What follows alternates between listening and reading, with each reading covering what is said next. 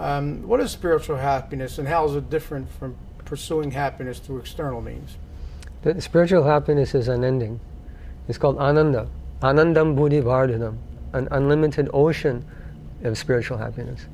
And the happiness we experience in this world is a drop. Let's say, for example, what's your favorite sweet? You like apple pie, John? What's your favorite? I like them all. You like them all? Me too. I have a sweet tooth. Okay, let's say apple pie with vanilla ice cream. Yeah. And that first piece of apple pie with vanilla ice cream is like, wow, so delicious. I'll have another.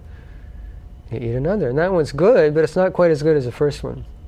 If you think, well, maybe I can squeeze one more in. The third one's not even as good as the second, and it's nowhere near as good as the first. Yeah. And you can't even eat a fourth. This is material happiness. It's limited. We can enjoy, but our happiness is limited and it's temporary. Spiritual happiness is unending. Anandam buddhi vardhanam. It's unending spiritual happiness because the soul has an unlimited capacity to enjoy happiness in relationship with God. And God has an unlimited capacity to give the soul spiritual happiness. And it's eternal. Everything within our experience is temporary.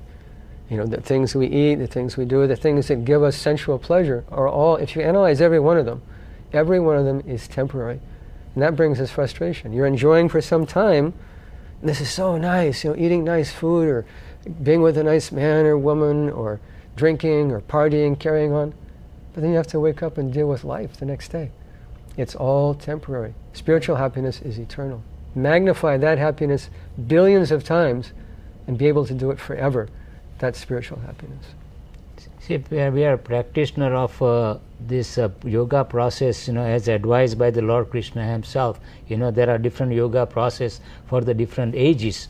You know, especially what we are following this bhakti yoga process, you know, when you develop a taste, you know, it just definitely creates the eternal happiness. And that's what we are also trying to introduce to and to other people also, see if they are interested, you know, in this process also. Yeah, you mentioned bhakti yoga. I mean, yoga is a very popular word these nowadays. Yoga, karma, you know, all those things. Many different types. So, yes. Can you explain bhakti yoga? The devotional service to the Lord. Basic meaning of the bhakti yoga is a devotional service to the Lord. And there are 9 processes of the devotional service, you know, Sravanam, Kirtanam. You chant the holy name of the Lord, hear about the Lord. What are the others, you know? Shravanam, Kirtanam, Vishnu Samaranam. You know, you just think about the God, you know, all the time, you know, you just remain absorbed in those activities. And mainly, even if you follow one out of those 9 process, also can help you, like a chanting of the process, or the hear about the chanting and all those things. So this is called a bhakti yoga. And most of the people are not familiar with the bhakti yoga. Nowadays, most of the people, they are in a process of hatha yoga, how to keep the physical body fit. But I know there are many people who follow the yoga process, but there is no conception of God within their system. That they just try to make it look nice or anything, but that doesn't mean anything. But there has to be. Yoga literally means our humble attempt to unite with God or realize the God. Yoga literally means that. And in this Bhagavad-gita, is this yoga spoken about? Does it differentiate? Does it talk about the different types of yoga? Yes. And what bhakti yoga In the last verse of the 6th chapter, Krishna says that yoginam api sarvesham madgantanantaratmana shradhavan bhajate yomam samayukta tamomata. He says of all yogis, you know, jnana yoga, hatha yoga, karma yoga, raja yoga, kundalini yoga, all different types of yogis. He says of all yogis, someone who worships me with love and faith is considered by me to be the highest. So as Thakor was saying, this bhakti yoga is the highest yoga system. It's not a system of exercise, because people have subtracted God or Krishna from the process of yoga, which really just neuters it. It doesn't have so much value. It may have value for health or losing weight, but this is an insignificant result. Yoga means to understand a relationship with God, or as Thakor was saying, to link with God, to understand what our eternal relationship with God is. This is yoga, not just going and stretching and this type of thing. This is preliminary. Yoga, and the first principle of yoga, no yoga instructor, practically speaking, will teach his students the very first thing is yoga indriya samyama, which means to control your senses. That means don't take intoxication, don't be unchaste, don't gamble, and don't eat animal foods, meat. And they say, just come stretch with us and give me your money. Yeah. This is cheating. Yeah. This is not yoga. You Yeah, can without the you can call that person coach, but not yoga instructor. So without the spiritual aspect of it, it's, you know, And this is the it point. doesn't really have the effect or the desired result. Absolutely. Spiritual happiness sounds good, but if a person is not religious, can they find happiness? I mean, can they be happy without following the spiritual practice? They can't be happy without following a spiritual process. I would make a distinction between religion and spirituality. Mm-hmm. Many people go to church or synagogue or mosque and they bow down and they pray and they give some money and boom, they're gone. Okay, I'm done, I did that. I paid my dues to God, now I can go out and enjoy life. This isn't spiritual. You can find spirituality outside of an institution or outside of a building. And you can find it within the institution and within the building. It depends on a person's consciousness. That's why we say Krishna consciousness, God consciousness. That one can be God conscious or aware of our relationship with God inside the building or outside the building. Not just on Sunday, but at every moment, with every breath, we should be conscious of a relationship with God. So we can find happiness outside of religion, but that doesn't say we can't find it within religion also. Both things are true. Within religion, if we have a proper consciousness of our relationship with God, and if one chooses outside of an institution, one can have a very deep relationship with God also. But again, there are certain rules that should apply. There are certain guidelines that should apply.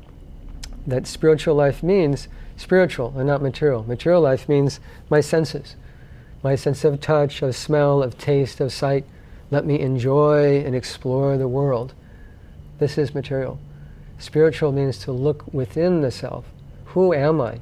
A spiritualist asks questions. Who am I? How did I get here? And what is the goal of my life? The goal of life isn't just to make money, get a raise, make money, and just enjoy life. There's more to life than that. There's a whole internal world. There's a world of love and devotion within our own heart. Not this, when I say heart, I don't mean this muscle that's going dunk, dunk, dunk, dunk, and squirting blood throughout our body. But within our heart, our soul, there's a loving relationship with God that can be revealed by the process of Krishna consciousness. You can do that in the building or outside the building. Anywhere. Yeah, but there's no other basis for real happiness except in our relationship with God. It's a continuous relationship. Absolutely. Yes, I see. There is a difference between spirituality and religiosity. You know, the spirituality based on our eternal identity, while religiosity can be based on the material conception of life also. People, when they do things, good things for other people, they feel they are so much religious, but they may not have a God conception or eternal conception in their life. So does spiritual happiness last? Or is it something that you feel while you're at your place of worship, and when you leave, you go back to your daily life, and then it seems, like a fleeting feeling? Mm-hmm. No, I have a daily life also. I get up very early in the morning. I get up about 3:30 in the morning. Go to bed fairly early too. Early to bed, early to rise. Healthy, wealthy, and wise. Yeah. So I have a routine. Like everyone has a routine. You get up, you go, you do your thing. And we dedicate those early morning hours to spiritual culture. That's set aside. This is for God. This is for my relationship with God. But I also have a secular life. I come to TV interviews. Yes. I teach in college and high school classes. I do home programs with people. I read scripture. I work in the garden with my wife. We cook, we eat, we take naps. We have a regular life also. Yeah. But we try and see every aspect of our life connected with God or Krishna. I see. And that brings real happiness, sustainable happiness. Sure. Not just once a week. Yeah. Thakor? Yeah. Anything See, I'm also affiliated with many religious organizations, specifically, the Hindu temple here in Charlotte, and I deal with all the Sunday school children and everything. And by absorbing myself, in that aspect, to relationship with the God, it always gives me eternal happiness, no matter which group I am affiliated with.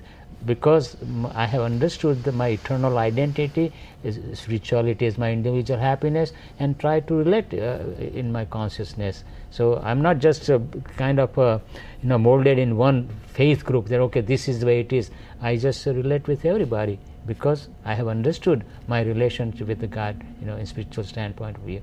So that gives me a deep down satisfaction and happiness. And it affects all the other relationships. Yes, all of the relationship too. Can you have it both ways? Can you enjoy a sensual life, go to church on Sunday or a temple, and have a spiritual life as well? It's like if someone thinks like that, they're trying to light a fire and make it burn brightly and pour water at the same time. They're contradictory. We should be satisfied with what material happiness comes to us by the grace of God and not be mad after it, not be greedy for it, not be lusty for it. Be happy with what comes naturally by the grace of God and be satisfied. What we're actually looking for in life is satisfaction, satiation. But we'll never get that through our senses because there's always something more. Krishna says in Bhagavad-gita, Kama rupena konteya dushparena analena cha, that lust or greed burns like fire and is never satisfied. It's a good example because if you can have one little match, and if you just watch it, it will go out. But that same match can burn the whole city of Charlotte to ashes and more. Sure. I was living in Colorado and there was one lady. She got a Dear John letter. No offense, John. She got a Dear John letter from somebody. She got really ticked off. She wired it up, lit it on fire, and threw it in one of these little barbecue things. Unfortunately, it bounced out, hit the dry grass, and about 300,000 acres of forest burned to the ground. As a result of that. Yeah. This is probably 6-8 years ago. 10 years ago, maybe. I was living in Aurora, Colorado, about 60 miles away, and ashes were raining out of the sky from one burning piece of paper. So lust is like that. Yeah. If you watch it, say, okay, this is in my mind, and you let it subdue and burn out. Thank you. Sorry, we're just about out of time. I just wanted to note that if anyone would like a copy of this Bhagavad-gita, a free copy of Bhagavad-gita, this is a 5,000-year-old text that has been transliterated from Sanskrit to Roman diacritics and then into English so that we can understand this very important message in Bhagavad-gita. You can call Thakor Topiwala. I'll give you his number. You can ask him any questions you'd like on spiritual topics in the Bhagavad-gita, as well as request a copy, and he'll send that to you free. Free copy. Yeah, a free copy. You can request a free copy, and he'll send that to you. Number? And then number is 704-719-3982. Again, that's 704-719-3982. See, there is one important thing I like to add. This Bhagavad-gita does not meant for only specific faith group people. It is meant for all the people all the time. It just says Krishna describes the science of the soul, and it also covers what is economy, social structures, and everything is in there for the mankind for a time like this. So it can be big help. Yes. Well, thank you very much. It's been a pleasure. Thank you both for Thanks, being John. here. Yes, it's been a pleasure. Very interesting program. Wonderful topics. Thank you so much. And I know we were going to do some chanting, but I think we're just about out of time for now. And again, thank you for being here. So that is our process. That is our process. For becoming happy. In our day. That's process. Part of the Bhakti Yoga. Yeah, if you'd like to chant a little bit as we close the show, that Sure. would be fun. Okay. All right. Hare Krishna, Krishna Krishna, Hare You can chant along, John.